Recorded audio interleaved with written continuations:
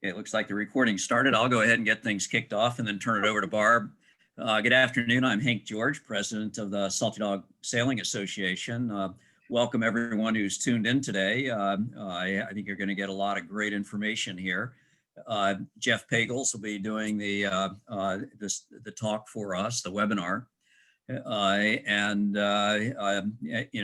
Barb has done a recording, so it'll be great to refer back to that. Jeff covers a lot of information here, so the recording will be valuable to you. So Barb, let me turn it over to you for some details. All right, well, welcome everyone. This is Barb Tyson, and we've got another great Salty Dog webinar for you today. I'd like to also thank Hylas Yachts for their webinar sponsorship and their support of the Salty Dog Sailing Association. It's thanks to Hylas that we're able to keep our webinar fees low. And of course, I want to thank Jeff of the United States Coast Guard, today's presenter. He's going to be giving us a United States Coast Guard briefing, staying safe, and what to do when things go wrong. And as usual, I'm just going to give you a couple quick reminders. Please keep muted and video off. Questions can be typed in the chat box. Jeff said he probably will try to refer to those as you type them in. So go ahead and get those typed in. No need to wait on that. And like Hank said, we are recording this. I'll send the link out to you after we have it uploaded. And that'll give you a chance to review all of this great info that Jeff's going to share with us today. So let's go ahead and get started with today's webinar, Staying Safe and What to Do When Things Go Wrong. So Jeff, it's all yours. Okay, thank you, Hank, and thank you, Barb, for the introduction. Hello, everybody. My name is Jeff Pagels. I work at the 5th District Command Center, also known as Rescue and Coordination Center, Norfolk, in Virginia. I'm probably the, I'm not active duty Coast Guard, I'm a civilian. I did spend 21 years at the Coast Guard active duty. I'm now my 18th year as a civilian, and I'm probably the senior civilian SAR specialist in the Coast Guard. So that's my resume. Been around a while, and I've been doing SAR since 1992. So it's been my forte for a while now. Again, any questions, please put them in the chat box and we'll see if we can address them on the spot. So let's get going. So just a quick breakdown and an overview of the Coast Guard. We have two area commands, the Pacific area and Atlantic area. Obviously, I'm in Portsmouth, Virginia, in the Mid-Atlantic region. We have our northern areas from New Jersey to the North Carolina, South Carolina border.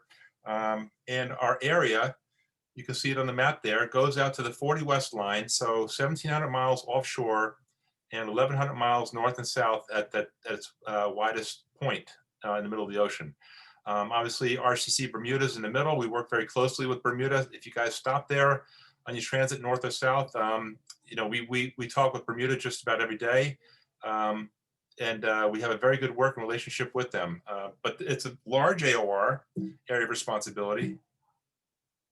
It's not really working too good there. Just to put in perspective, it's almost like 6 Texases, okay? So that kind of gives you some perspective. It takes a long time to drive across Texas.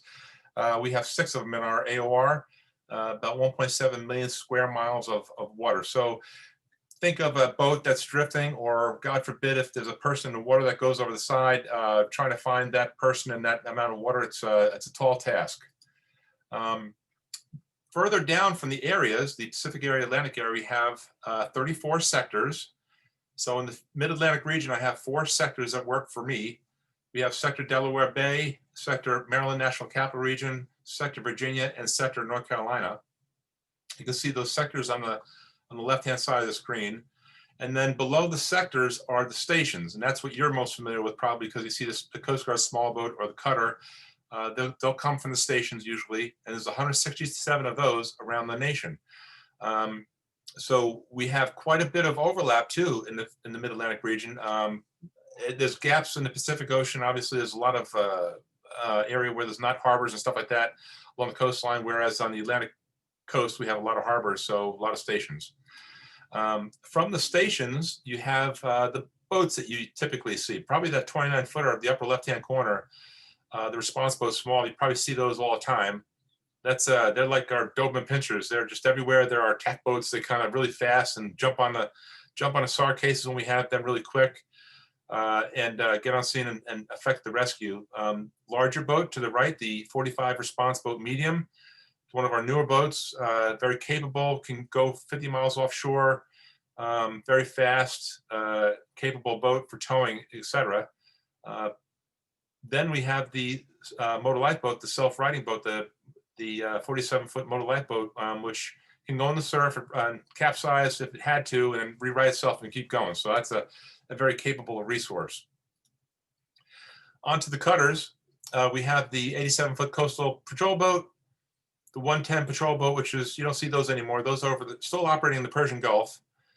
We have the 210-foot medium endurance cutter and the 270 medium endurance cutter. Those, I was both stationed on those two types of cutters. The 210 is pretty old, mid 60s, late 60s. The 270, those were early 80s, mid 80s when they came online, and they're being replaced. Now we have the high endurance cutter, the 418-foot Homeland Security cutter. That's a very capable asset, and we actually have another new cutter coming online called the Offshore Patrol Cutter, which is going to be about 400 feet long as well, to replace some of these other medium endurance cutters. So the fleet's being upgraded. That's our tax dollars at work. And from the cutters, you're going to have the rib come out. So that you might see those sometimes if you call for help to a cutter. Just another overlay of all the cutters that we have in the inventory, pictures of them operating. Another new cutter coming online is the FRC, the Fast Response Cutter. Very, very capable asset. We're probably going to get quite a few of these because they can go pretty far ashore and stand away for a while. So you may see these as well. Particularly down south in Puerto Rico, there's probably 6 or 8 of them down there. So, as you travel south, you probably see some of these cruising around. But and it doesn't look like there's much on it, like as far as weaponry, but it's actually it's actually armed pretty good. So like it does have a national defense role, as well as search and rescue. So that's something to keep in mind. Our aircraft. So this is something you guys should be aware of. We have the 65, the Dolphin helicopter, Jayhawk, Sikorsky Jayhawk, and the 60. And we have the C-130, as well as the CASA. So that's not pictured here. I have no slide for it. The CASA is towards the bottom middle. That's the offshore Ocean Sentry patrol aircraft. The map shows where the air stations are, and obviously you can see, you're traveling south. We have air stations in Puerto Rico and also Guantanamo Bay. Great Anagua is where a 60 would be sometimes. From Air Station Brinken, we'd have the 65 and the C-130 probably. In the Mid-Atlantic region here, we have the Atlantic City and Elizabeth City. We have the Dolphin up in Atlantic City and the C-130 and the 60 at Elizabeth City. But you can see that there's a pretty good spread of air stations around the eastern seaboard and Great Lakes, Gulf of Mexico. Just a quick rundown of some of the characteristics of the aircraft, just to keep in mind, for you, the radius of action, which I've highlighted in red. You can see the 65 is about 150 miles offshore. That's an exaggeration. It's really a short-range SAR helicopter, whereas the Jayhawk, the 60, is much more capable, longer endurance, and further distance offshore to respond to. We can extend the range if we can land on a Coast Guard cutter or a Navy ship, refuel, and then continue on. They'll do that sometimes. So just keep that in mind. And I mentioned the Navy. We, like I said about Bermuda, we work very closely with. We obviously work very closely with our sister service, the Navy. They have ships all over the place. We have tracks. We can track where they are. We work with Fleet Forces Command and Second Fleet to divert them if need be, if they're the asset of choice. So we can, we know pretty much right away, like if there's a distress offshore, if the Navy's closest, we'll call them and next for the Navy ship to divert, and that's what happens. So, God forbid you don't see these coming over the horizon to affect the rescue, but that does happen sometimes. Another thing that's great to talk about is AMVER. You can see what the acronym stands for. The system has been around for a while, started in 1958. We have upwards of 5,000 to 7,000 ships on our plot, our AMVER plot each day around the world. So if you can think about, half the ships, these are ships that merchant ships that volunteer their services for search and rescue.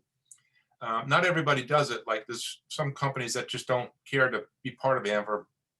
So you could think that's 5,000 on the AMVER plot, another 5,000 ships that are around the ocean that are not on the AMVER. So, but we know where 5,000 ships are minute by minute. So if there's a distress in the middle of the Atlantic Ocean, we use this AMVER system to figure out where the closest ship is, call them up, and ask if they can divert and head them over to the SAR case. And you can see that there's the bottom line there is that because it's a voluntary service, it's good for the American taxpayer, obviously, because it has saved thousands, hundreds of lives, probably upwards of 1,000 lives over the time, for free, basically, which is pretty amazing. So here's a picture for you guys of an AMVER ship that's come alongside a sailing vessel. And again, Hank's seen this a number of times, so he could tell you what's going on here. But I think you can get the picture too. Big ship comes alongside to transfer passengers or do whatever they have to do to get alongside and help the sailing vessel. But what's going to happen if the sailing vessel is rocking back and forth? You're going to damage the mast, right? So that's something to consider.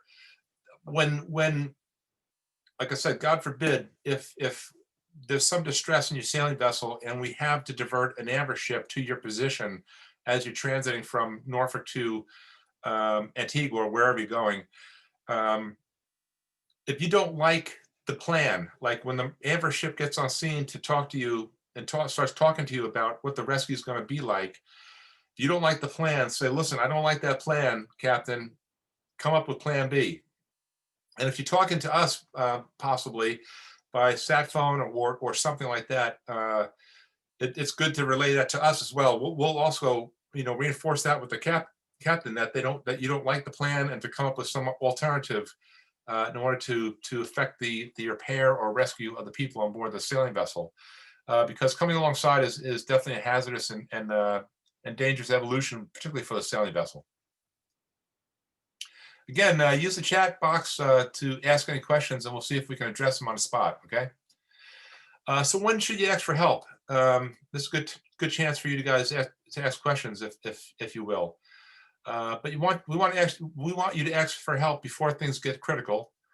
And then obviously whenever one of your passengers or crew has some kind of medical emergency, we'll need to know that pretty quick. When that's obviously when somebody's overboard and you can't rescue them, we want to know that. So give us a call as quickly as possible. Turn your EPIRB on. Something is, you turn your EPIRB on, we're coming. If you turn that beacon on, which we'll talk more about in a second, we're coming. Okay, just know that for a fact. Obviously taking on water, that's never good. Give us a call. Sometimes as you guys go ground or the vessels go ground, we can help do some minor salvage work. And then if this, a dangerous shore, like for us along the Mid-Atlantic region, we have some pretty hairy inlets like Cape Hatteras Inlet. That's pretty drastic to get in and out of. So we can help with that as well. So let us know. And then obviously, if you can't reach safe harbor, give us a call and we'll see what we can do to help you out. This would be an example of when they didn't call quick enough. I mean, it's pretty clear. He's got the radio in his hand. It's just not gonna help him at this point. So this is never good. Way too late to be calling us. Here's another one. This sailboat obviously has been there for a while. I don't know what happened here, but this is a complete train wreck. That vessel's been there too long. It's far too late to call us for help. And then here's another one with this gigantic merchant vessel that's aground. I'm not sure how that happened, but there he is, high and dry and going nowhere fast. Far too late to give us a call. So how do you call us? Obviously the VHF radio, that's the standard, right? Or single sideband. Iridium is listed there. I'll also throw in Inmarsat capabilities. Iridium and Inmarsat are the satellite comms. Single sideband works as well. I mean, if you call Halifax radio, or Falmouth Radio, or any of the other radio stations that are up and running, they'll get the word to the RCCs, the Rescue and Coordination Centers, and we're on the way. Obviously, visual distress signals, very important to get our attention or get somebody's attention so we can come to you. Any internationally recognized signals, PLBs, EPIRBs. Okay, we'll talk more about that in a second. But the EPIRBs are vital to distress notifications. Question 4 says, can a vessel advise the Coast Guard of an issue with the aim of hopefully fixing the problem so they're just on the alert? Yeah, you can. If there's something going on board, some issue that's happening on board, you can give a call and just make the report. We'll take the report, and then you would say that, hey, I don't need help right now, but I'm just letting you know what's going on. We'll take a note, and if it's something we need to track, and Hank will tell you that once the fleet gets underway, we monitor you guys on the way down. That's why the Salty Dogs are such an awesome organization. We love them. That we know where you guys are at. We track you. So if you say I'm on the sailing vessel Jeff, I can kind of look on the map and know where you are and know what the issue. Now if you told me what the issue is, I can kind of put together a game plan. If you ever say, hey, come get us, that's helpful. Jeff? Hello? Jeff and Hank. Sorry to interrupt. I thought I'd just add another item related to that question. You don't need to wait till the boat is in total distress. It could be you're taking on water and your pumps aren't able to keep up with it. Coast Guard can drop pumps for you as well, or other aid that's needed early in a situation before you need to be evacuated. Excellent. Thank you, Hank. Yeah, definitely give us a call and let us know what's going on. So the send device, that's the spot device, or the Delorme InReach devices. There's several brands that are on the market. Just know that these devices are paid per service, so you have to pay to activate them. And then we had a SAR case where we had multiple C-130, Coast Guard C-130 searching for the boat because the person back shore said, hey, they got a send device, but now I'm not getting the signal. Turns out the individual was just running out on deck and turning it on and turning it off real quick. He thought he was doing the right thing to save the battery, but the device never linked in with the satellite, and the position never got back to land. So the send devices are very finicky, if that makes sense. Just be careful how you're using them. Turn it on, leave it on, make sure it's in a wide open space with no obstructions, not in the cabin, that kind of thing. And the EPIRB and the PLB, same kind of thing. If you're in distress and need help from the Coast Guard, turn it on and leave it on. Because we get the signal directly into the RCC, and when we get the signal for the, like I said, the sailing vessel Jeff, the sailing vessel Hank, we're coming. And then obviously, if you're with the fleet, if you lose your electronics or what have you, call somebody else and flag them down, whatever you have to do, get the message to them and relay to the RCC. So here's a picture of a Coast Guard communications watchtower. So I've heard from you all a number of times, because I've come to the Salty Dogs and given speeches for a number of years now, and this comes up about Coast Guard and interaction with the public, and they're like, oh, they start speaking. I'm from New York. I talk quickly. I'm sorry, but the comms watch channels will talk on the radio. It's so fast and furious, and we're trying to follow what they're saying, and before you know it, the message is done. I don't know what to do, and that was the end of communication. So you're like, well, what'd that guy say? Bear with them. These people are usually the most junior, inexperienced people in the Coast Guard. They stick them on a radio because they can't get in much trouble that way. They're not driving the boat brand new. They're just radio operator. But that's where the new people end up. So just keep that in mind. If you can reach the Coast Guard unit, have them repeat it back slowly. Go to a different working channel. Call them on the radio. Say, can I call you on the phone? That kind of thing. Barbara's asking, how does the Coast Guard work with foreign Coast Guards? If I give a Coast Guard phone number to my emergency contacts, but I have an emergency in Europe, will the appropriate Coast Guard be contacted? Yeah. So I'm a Rescue and Coordination Center. We talk with RCC Bermuda, Halifax, Bremen, Germany, Falmouth, England, Madrid, Spain, Fort-de-France, down in the Caribbean. The guys of San Juan will talk to the other Caribbean nations down there frequently. So if there's some need for you to get the message, calling some other Coast Guard, just tell them what you want. I mean, and say, just say RCC Norfolk, we'll get the message, okay? Keep repeating it if they don't have good English or whatever, which is generally the case. But yeah, we do work with the other RCCs. We're one big network, really, is what it amounts to. And phone numbers will be at the end, okay? It was another question came up. So anyhow, just moving on. What we need to know, at a minimum, the best we can get is these 5 pieces of information. If we get these 5, we know everything that's going on, and we're coming. The biggest issue for us is total annoyance is the yahoos that are out there that do the false Mayday calls, the hoaxes, and they say Mayday, Mayday, Mayday, and they hang up the radio, and that's the last you ever hear from them. We've now the search and rescue system has been turned on. They said Mayday, so we're like totally aware, totally alert, and we're trying to figure out who's calling Mayday and where are they. So we go through all this rigmarole trying to figure out all the rest of the questions that you see on the screen. But this is what you need to get to us if you can. All right. The best thing that you can do is get a position out. So that's number one. If we know where the position is, we're coming. Mayday, Mayday, Mayday. Here's my lat long. We're coming. It doesn't matter who's on board, what's on board, or what the problem is. We'll be coming. Okay, so our topics. We were kind of talked about most of this stuff already. When should you call for help? Ways to talk to us. The systems, the POBs, the send devices, etc. Talked about the structure, the Coast Guard areas, the sectors, and then the stations. Talked about the assets already. Talked about Amber. Talked about helicopters a little bit, and then meeting the Coast Guard halfway. That's interesting, right? So just to break it down for you, the difference between VHF radio and the cell phone. Now, everybody now realizes that 99.9% of all Americans have a cell phone. I mean, you could be, with your bottom dollar, and the people still have a cell phone.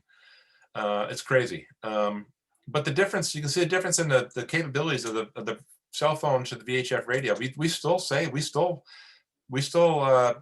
promulgate or endorse the fact that boaters should have the VHF radio and radio comms, because it's much more capable than a cell phone. You guys are fine. You guys are blue water sailors, so you got plenty of capability of comms on board. But this was just a point to talk about that. Maybe see you have loved ones that are back home that have a recreational motorboat. Tell them to get a radio. They're much better. So PLBs and EPIRBs and PLBs. That's what the acronym stands for. Obviously used for maritime distress. It's like, turning these things on. It's like saying Mayday on the radio, basically. They're a known method of signaling distress. It's part of our repertoire. It's what it's how we respond.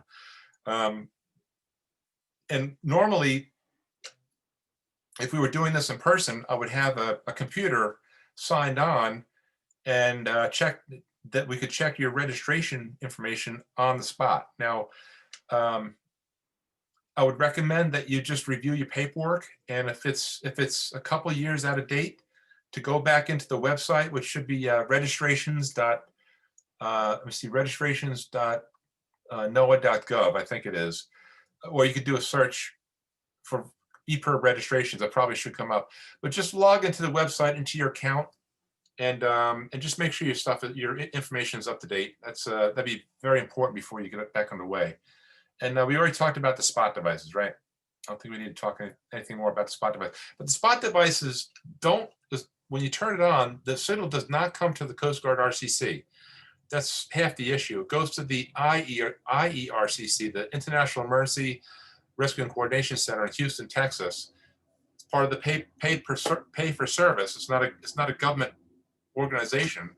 And then they receive the distress alert from the spot device, and they call the RCC and say, hey, Jeff's in trouble out there somewhere. That's about all they tell us, and we have to take it from there. So that's kind of an issue. Here is the process for how an EPIRB works. the beacon's turned on. Number one, you see that boat in distress there sinking. The satellite receives it, sends the signal down to the local user terminal, the LUT, which is basically the satellite dish, which sends the signal to the Mission Control Center, which sends the signal to the RCC, and then we send out rescue forces. Question is from Alex, said, if I purchase an EPIRB overseas, is the registration still the same? It depends. What is the country code assigned to that EPIRB? Is it the other country or is it a US country code? Because the registration card for US Beacon would go to the US Mission Control Center in our US database. Now, if it's a beacon that was bought in France or UK or something like that, it would go, the registration card would go to those countries. Now, even if it's turned on in my area, I'm going to get the signal. I just don't know who it's registered to. So if I see, like, if the position, I get the distress beacon alert in my area for, say, a UK beacon. One of my first things I'm going to do is call the UK and say, hey, here's the hexadecimal code. Who's it registered to? Oh, it's registered to Jeff Pagels. Okay, now I kind of know who's in trouble and what they're all about. I can, from his name, I can figure out a phone number, find out the type of boat it is, and all kinds of other information. So we'll get the information eventually. As long as it's registered properly, we can get the information. Hopefully that helps. So bad things happen. Oh yeah, bad things always happen, right? So the idea here on this slide is to do some practice, exercise your plan. Once you get underway with your crew, have some drills, practice, do drills. I can tell you that in my time on Coast Guard cutters, the first thing when the ship would get underway, we're not even out of sight of land, and they hold a abandoned ship drill. So the abandoned ship drill is kind of, everybody gets the equipment that each one is tasked to bring to the raft. We get to raft number 1, raft number 2, raft number 3, and so on. They take a head count. You got your equipment. Yep, got the equipment. Da da da. You wearing your life jacket properly. Yep, you got my life jacket on properly. So we do that because we've been in port for a number of months, and now we're back underway. So it's time to exercise to check it out, to make sure the new people know what to do, make sure the old people aren't being left behind and not being lackadaisical. Everybody does what they have to do to get to their abandoned ship drill or location, and that's how we do it. So I implore you to get underway with your crew, and have some drills. Just figure out where the life-saving equipment is, where the ditch bag is, where the raft is, and just kind of talk about how to how does the hydrostatic release work? If that doesn't work, how to deploy the raft manually. So you'd want to cover all those things with your crew. Practice day and night. Nighttime, right? Everything is different at night. I know for me underway, it could be 50-foot seas, and at night, and by the time sunrise comes around, it's like, wait a second, they're only 20 foot. It's not that bad out. So day and night, makes a difference on everything, really. It says carry contingency equipment. You guys are all checked out by the Salty Dogs. I know you guys have all kinds of good equipment on board your boats. Just make sure you go through it, like inventory everything. Make sure the everything's ready to go for your trip, right? And then at the end there says wear your life jacket, wear your harness when on deck. I can't tell you that, I can't stress that enough. Just wear your life jacket, will you please? I mean, that people, look, I grew up in New York clamming. We didn't know what life jackets were. I go 5 miles across the bay at 14 years old in my 16-foot boat, never had a life jacket on. Bad move. I mean, if I had a child that was on a boat right now, if he didn't wear a life jacket, I'd glue it to his back, basically, right? So if you're out on deck, just wear your harness, wear your life jacket best you can. That changes everything if you mistakenly get in the water somehow. So talking about some boating, preventative maintenance and inspections. I know you guys are on top of this stuff, but just review some of the pictures. You can see what's good and what's bad. Good on the left, bad on the right. The marine environment is brutal on equipment on board the boats, right? I mean, if you haven't been down in your bilge or checked things out, your bilge pump, et cetera, in a number of weeks or months, I mean, it's time to do it before you get back underway, right? Just check that stuff out, because it can get in disrepair pretty quick. And electronics, I mean, electronics are the worst, really, the electrical parts, right? I mean, it's just because of the voltage going through the wires and everything, and it's just very, very susceptible to corrosion and whatnot. So you can see all these pictures are what you don't want. And then we never want to see you like this, right? We don't want to be the ones sending the helicopter out with you guys in the water coming up in a basket. That's why we're doing this stuff. Okay. That's why I'm spending my time talking to you guys, because I want to try and stress to you that there's things you can do in advance to not be in this situation. All right. And I think that the work that Salty Dogs and Hank in particular, over the last couple of years, I think Hank's been doing this in this role for 2 or 3 years now, has been phenomenal to get this message out to you guys that, prepare for the worst and hope for the best, right? Here's some more goodies. I mean, look at this wire. It's corroded through already. That's no good. I mean, that stuff has to be replaced. It's cracked. It's rusted. It's just no good.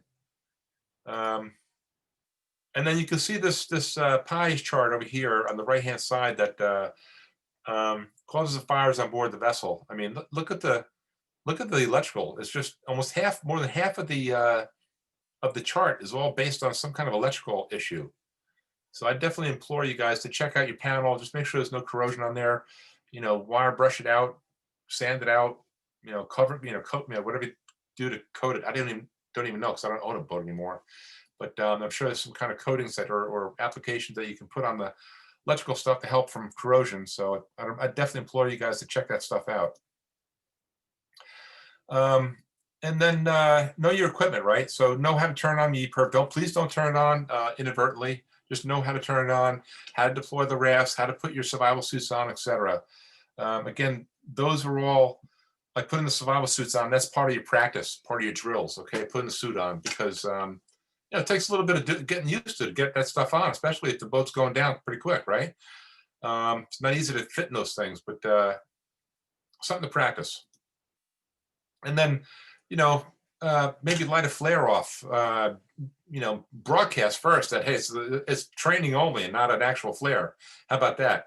But just to show people how to do it, that's helpful sometimes.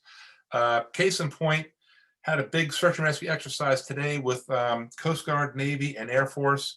Actually, 2 Air Force guys came up from Seymour Johnson, rode the Coast Guard cutter out 20 miles offshore of Cape Henry, Virginia, jumped in the water as survivors, and the Coast Guard helicopter picked them up. But the guy says, I tried to deploy the sea dive marker. He couldn't figure it out. He's used to, or he knows, he was given some nomenclature how to use the stuff, couldn't figure it out.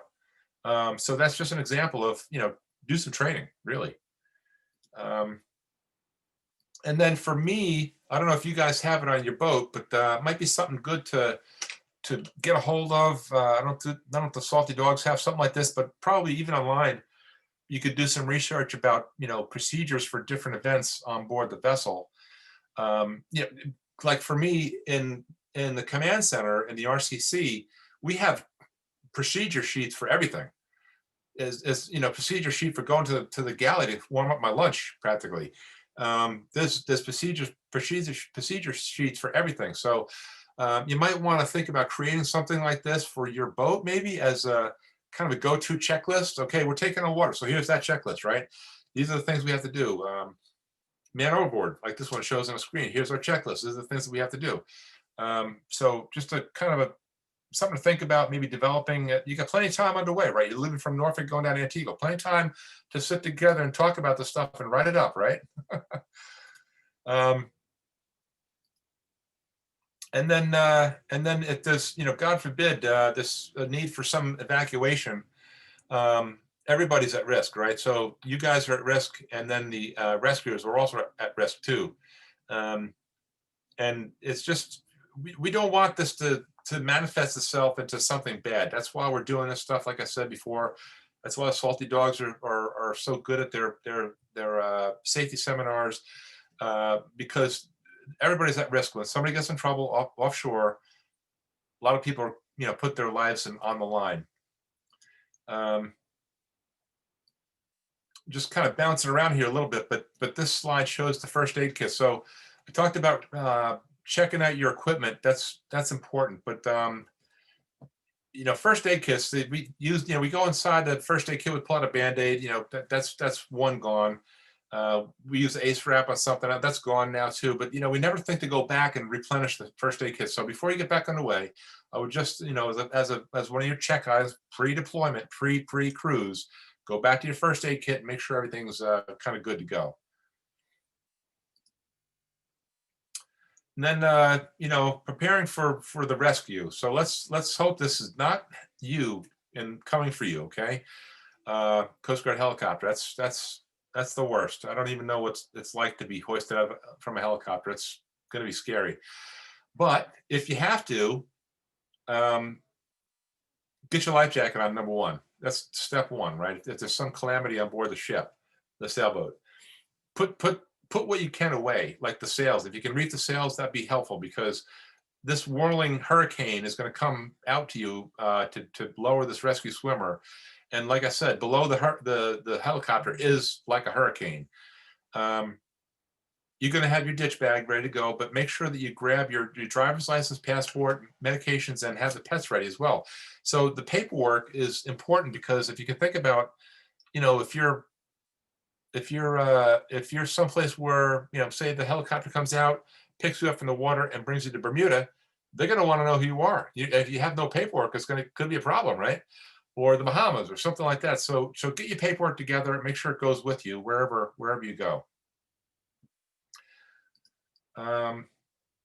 Yeah, the whirling hurricane. That helicopter's pretty low. I don't think the helicopters like to get that low, but maybe they do. So somebody asked earlier about the phone numbers. I'll leave this slide up for a little bit. I'll talk, and you guys can write the phone numbers down. But these are the numbers and email addresses that you're going to want to copy down for your transit. I don't know, if you're in your phone contact is one thing. Channel 16 within 25-30 miles from the US coast, that'll be received. And then single sideband later on, once you're in a deeper ocean, or satellite comms, that's the way to go. And then if you have email connectivity somehow, some way on the trip, then there's the email addresses. Even the email, if you send an email to that RCC Norfolk address, when we get it, you say, hey, it's a sailing vessel, Jeff. I'm in this position, 300 miles south of Bermuda. I'm taking on water. Somebody's going to see that email, and now they've been notified. All right. So it may not seem like, a proper way to initiate distress, but that does happen. And we're reading the email all the time. So there's somebody always reading that email. Let's give it another second or two. I think we're doing pretty good on time. Had 45 minutes. I think we're at minute 39 right now. Hank says, please note all these numbers and frequencies on the front page of the Salty Dog Passage Handbook, just distributed. So Hank, to the rescue, has taken this stuff. He's had this information before and published it already. So it's going to be in your packet, all right? Okay. And that's it. That's the brief. I tried to be on time as best I could. I know I was rushing, kind of rushing through it. I hope you followed along okay. I can't stress to you enough, or as many times as I can, that the safety, being safe in the water is ultimately important. Like I said, I've been doing this job for a lot of years, and I've had a lot of SAR cases under my belt, and they don't all turn out well, and that's hard for us, because we want to save everybody. I mean, that's our mission, that's our job in the Coast Guard. To save who we can. We do what we can to save everybody. It doesn't matter who you are, we're coming. So with that, I'll I guess open it back up to Barbara or Hank, or really anybody for that matter, to ask any questions that you have.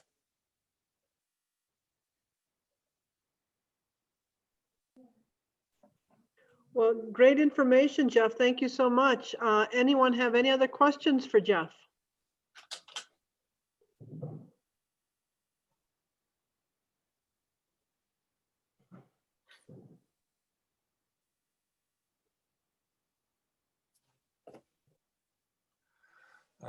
Andrew says, can you discuss helicopter rotors and position to boat? So it depends, Andrew. The helicopter, like doing a hoist directly from a sailboat is difficult because of the altitude that they're at. They lower the rescue basket. There's usually not a lot of deck space, and they have you have the mast swinging back and forth. The helicopter just does not like any of that. They don't want the mast to impale the helicopter. They don't want the mast to wrap around the wire for the basket. Okay, so that's an issue. So typically, what will happen is they'll lower the rescue swimmer. They'll be offset, usually to the stern of the sailboat by some distance. They'll be offset, and they'll deploy the rescue swimmer that way, and he'll swim over, get people to jump into the water to him or her, swim back, tow the person back to where the helicopter is, and then do the hoist from there. If that makes sense. You can pull up any video of, Coast Guard helicopter rescue with sailboat, and that's probably what they're going to do. They just don't like coming over the head of a sailing vessel, if that makes sense. Does that answer your question, Andrew? I hope so. Barbara, okay, 10-4. Barbara says, what single sideband frequencies are monitored? That's a good question. I think Hank may know better than me, quite frankly. I'm not a communicator by trade. I'm a guy that sends the resources out. I get the information in my hands from the communicator.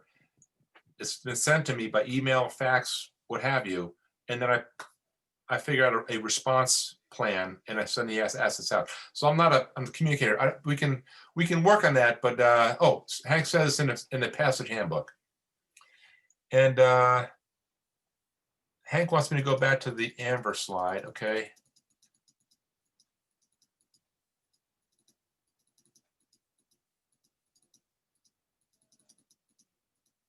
And says, note how the captain carefully positioned his vessel to windward of the sailboat to try to ease the sea state of the sailboat. Yeah, so that's a great question, Hank. So that's all has to do with leeway. Leeway is the velocity of a vessel moving in the water based on the wind blowing on the exposed surface of that vessel, right? So the sailboat in the picture has very little exposed surface area, whereas the bigger ship has a lot of exposed surface area for the wind to blow on. It's going to have a faster leeway rate than the sailing vessel, but it's okay because it's calming the water on the leeward side of the Amber ship, and it's drifting down onto the sailing vessel, as opposed to trying to come upwind or something like that. It's just never going to work. So we do this with the Coast Guard cutters too. We will always go upwind and then drift down on the object. That's the way we do it. And that's what you're looking at here. And you can see that the master has extended the accommodation ladder and the Jacob's ladder on the left-hand side of the picture. That there's two guys at the end of the accommodation ladder there. Whether they would lower that down to water's edge, I don't know, but that might be the way that they have to do a personnel transfer. Matt says,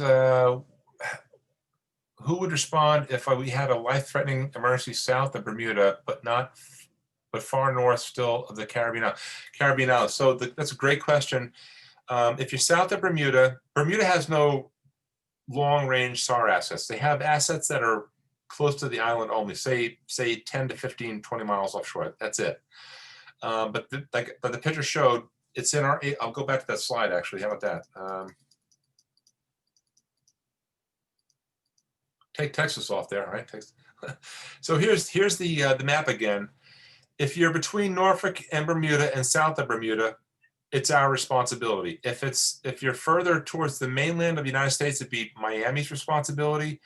If you're basically directly north of Puerto Rico, like a line between Bermuda and Puerto Rico, that's going to be Puerto Rico is going to be in charge of that. And then you would get into the Caribbean islands have very small areas of responsibility around the islands. So I'm not familiar with the AOR responsibilities, the area of responsibility for the other islands, but north of Puerto Rico, north of the Bahamas, it's going to be Norfolk, Miami, or Puerto Rico are going to be in charge of the SAR case. So, Jeff, Yeah, hi, Hank. Yeah, so I guess the answer on that one is people still just call RCC Norfolk, right? And you Yeah, guys sort it out.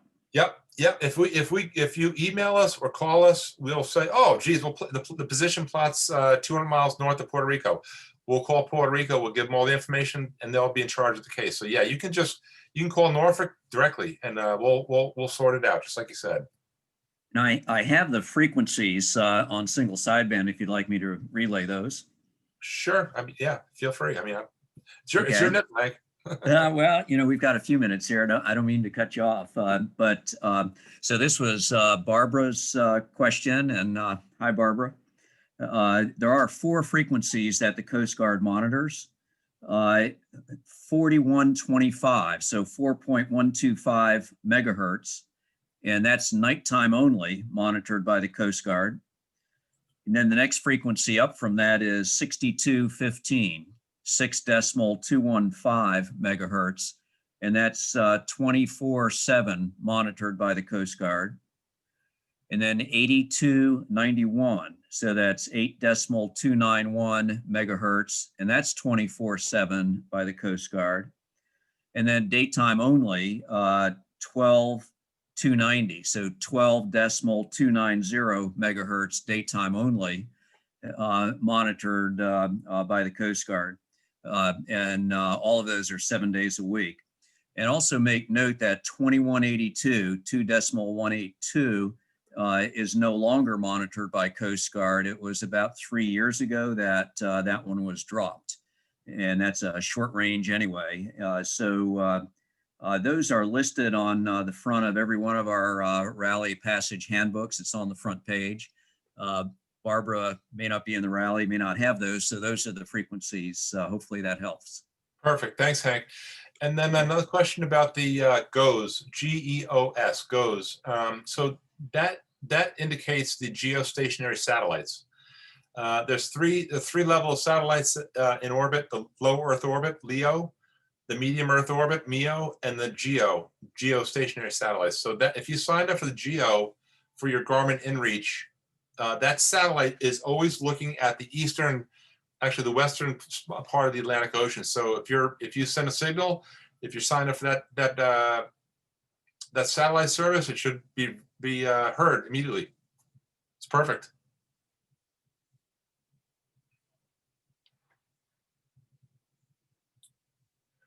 Question from Alex says, back on EPIRB registration, can you register the same EPIRB with the US as well as European RCCs? No. Your EPIRB will be registered with one RCC or one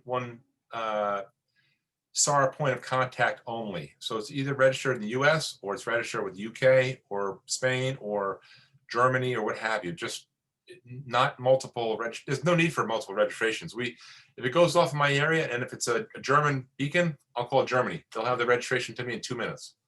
Not a problem. Jeff, I guess one other thing you do is when an EPIRB goes off, you correlate that, knowing that we have a rally underway, you correlate that with all the positions of the boats too. Exactly. Like I said, Hank will give us the link for the rally.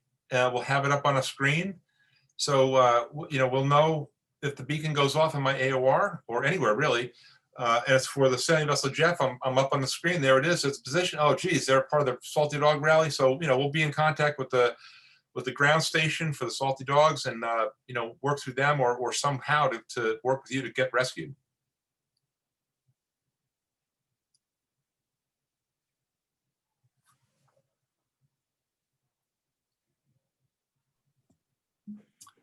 Well, if anyone else has a question, go ahead and post it. And by the way, Jeff was talking about what to do in an emergency on contacting Coast Guard.